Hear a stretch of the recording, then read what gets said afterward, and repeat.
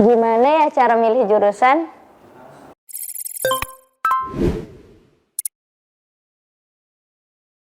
Hai, ketemu lagi dengan aku Mila.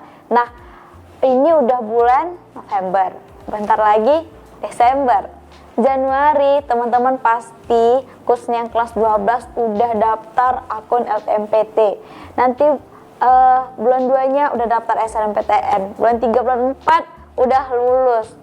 Udah deh sibuk mau nyari jurusan, mau kuliah, dan aku yakin banget banyak banget teman-teman tuh bingung mau lanjut ke mana gitu kan. Ada banyak cerita sih yang aku dengar dari teman, saudara, pengalaman-pengalaman mereka nih.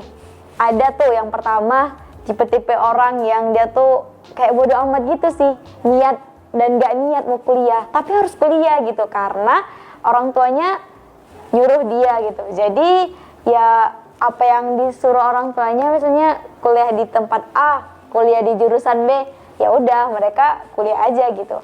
Dan mungkin betul sih teman-teman, kita tuh jadi orang yang nurut kan sama orang tua kita. Tapi ini bikin banyak banget mahasiswa tuh kayak nolet gitu pas kuliahnya, karena dia nggak tahu kuliah itu harus ngapain, dia harus eksplor kemampuan dia yang mana gitu. Terakhir ini sih yang menjadi pemasok besar salah jurusan gitu. Sebenarnya bukan salah jurusan, ya memang nggak tahu aja sih di awalnya gimana gitu. Asal kuliah aja, yang penting kuliah, yang penting lulus udah gitu-gitu. Nanti ketika udah mungkin pengangguran atau tidak ada lapangan pekerjaan, nyalahin pemerintah ujung-ujungnya. Ya wajar sih, karena kan memang salah kita dari awal. Itu ya aku ngomong gini gak asal ngomong ya teman-teman, soalnya ada tuh orang yang ketika aku tanya, Kak pengen masuk apa nanti, aku kan orangnya kepoan nih kan. Jadi waktu aku masih SMP, waktu SMA aku nanya sama orang-orang sekitar aku, terutama kakak-kakak, abang-abang yang aku anggap lebih tua gitu. Jadi ketika aku tanya, Kak mau lanjut di mana gitu, mereka ada yang bilang nggak tahu deh gitu, aku mau kuliah, entah mau kerja, entah mau nikah aja, tapi terakhir kuliah karena dipaksa orang tuanya gitu. Jadi tipe-tipe bodo amat ini banyak banget ya teman-teman, dan semoga teman-teman gak termasuk di antaranya. Lanjut, mungkin teman-teman gak tipe-tipe yang bodo amat, tapi si realistis yang rajin banget nih ngecek nilainya berapa, terus ngecek juga berapa sih lulusan dari sekolahnya yang lulus di jurusan A yang masuk perguruan tinggi B gitu.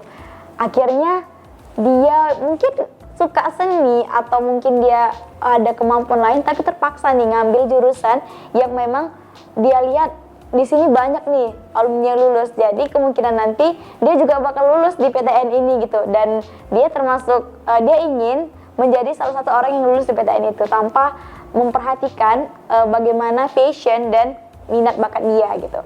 Selain mereka memperhatikan bagaimana banyaknya alumni yang lulus, mereka juga biasanya melihat prospek kerja. Alih-alih kalau kita tuh buru-buru nih mau daftar fakultas A atau jurusan B gitu, karena banyak katanya kita ngecek tuh kan di Instagram atau di Google, biasa kita lihat tuh jurusan yang paling banyak peluang kerja, bla bla bla segala macam. Sebenarnya teman-teman, ketika semua orang itu masuk ke jurusan yang katanya paling banyak peluang kerjanya, coba teman-teman bayangin, kalau semua orang masuk ke situ, akhirnya peluang kerja yang tadinya banyak jadi nggak banyak lagi. Kenapa? Karena ya semuanya masuk ke situ. Ngerti nggak sih? Ngerti nggak? Ngerti lah ya, masa enggak? Nah, jadi itu teman-teman. Kalau kita cuma lihat prospek kerjanya yang besar, dan kita tahu kan kalau sudah diumumkan itu atau sudah banyak tersiar kabar bahwa itu adalah suatu jurusan yang prospek kerjanya akan besar, otomatis akan banyak sekali orang-orang ke sana. Terakhir yang tadi awalnya prospek kerjanya besar, nggak jadi besar lagi. Paham lah ya soal itu? Oke. Dan selain prospek, kemudian juga alumni yang masuk. Nah, orang si realistis ini juga bukan nggak boleh ya, tapi dia biasanya tuh memperhitungkan berapa biaya pendidikan gitu. Biasanya mungkin dia pintar dan mungkin dia punya kemampuan di bidang A, tapi karena dikalkulasikannya perhitungan uang kuliah berapa, mungkin dia berpeluang untuk masuk perguruan tinggi A, tapi mungkin karena jauh, nggak jadilah gitu, aku mau kuliah yang dekat-dekat aja, yang padahal dia sebenarnya lebih suka nih di tempat ini nih gitu, tapi dia lebih prepare ke yang dekat-dekat aja gitu karena memperhitungkan biaya mungkin atau juga hal-hal lainnya gitu. Nah, jadi teman-teman, yang mana nih, si tipe bodo amat atau yang realistis? Bingung ya? Ya bingung lah, karena kan ada plus minusnya.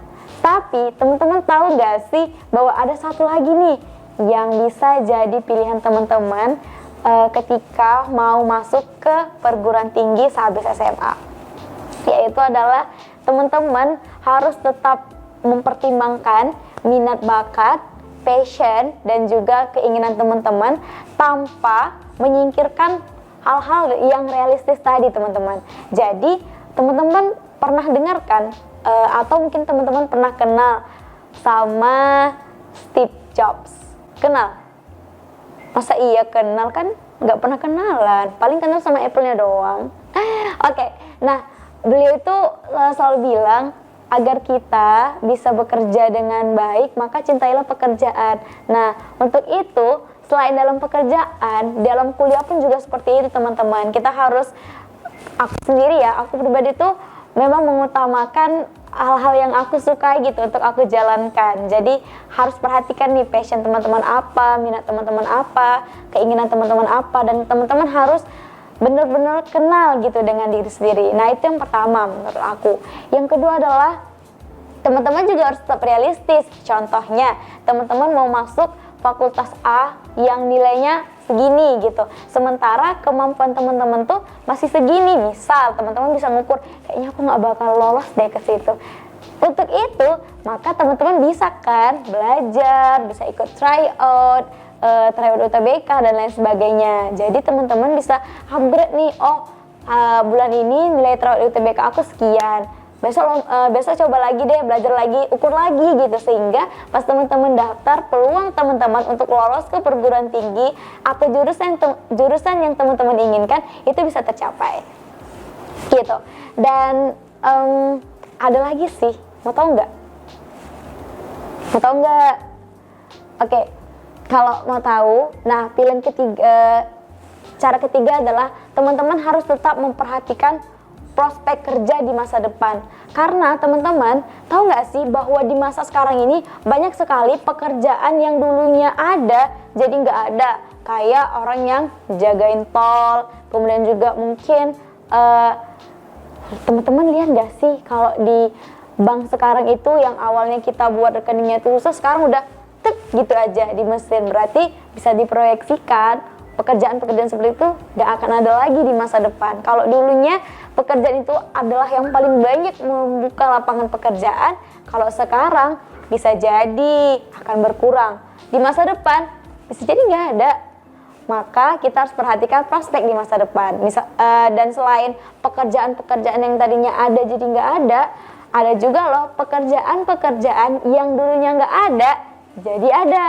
Nah, jadi teman-teman harus nih mempertimbangkan kira-kira prospek kedepannya apa nih yang menjanjikan gitu, apa nih yang sesuai dengan minat bakat, sesuai dengan nilai kita, dengan improve kemampuan kita, dan juga kita bisa melihat peluang di masa depan. Dan jangan lupa teman-teman, ingat ya, dalam memilih apapun tetap serahkan itu kepada Tuhan. Jadi usahakan nanti teman-teman tetap berdoa dan minta restu orang tua ketika mencoba daftar di perguruan tinggi. Sekian dari aku, bye.